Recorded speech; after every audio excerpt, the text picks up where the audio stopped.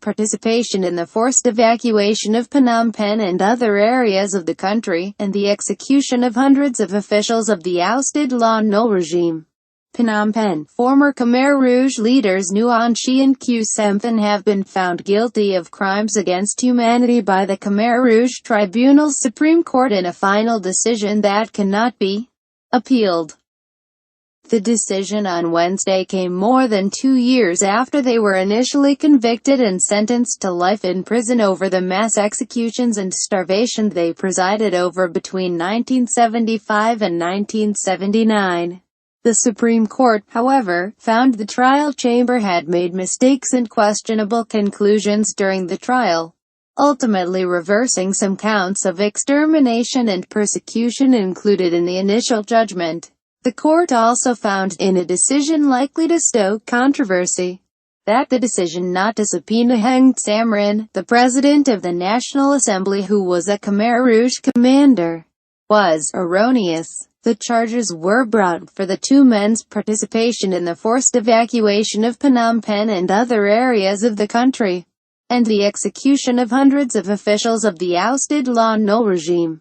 As the decision was read out, many in attendance applauded.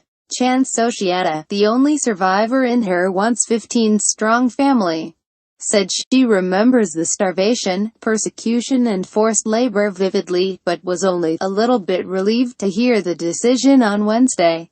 Prison nowadays is not like during the Khmer Rouge regime, in which we had the right to work but not to eat, she said. Kang Lai, 68, who observed the verdict, said his feelings are somehow soothed. Yet if we talk about the suffering, it was non-stop, he added. But this is a modicum of justice for me that I can accept. He says he still cannot fathom how people could act with such inhumanity towards their fellow countrymen and women.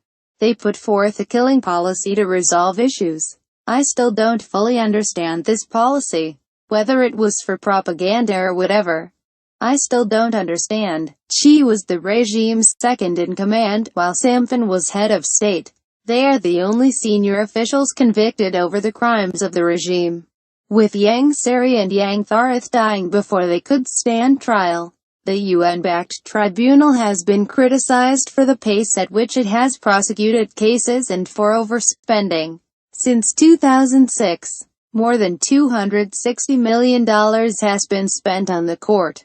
Following Wednesday's announcement, Chan Tani, Secretary of the Council of Ministers, said the convictions were a testament to the success of the tribunal. It is important to prevent such tragedies from happening again at any time or in any country, he said.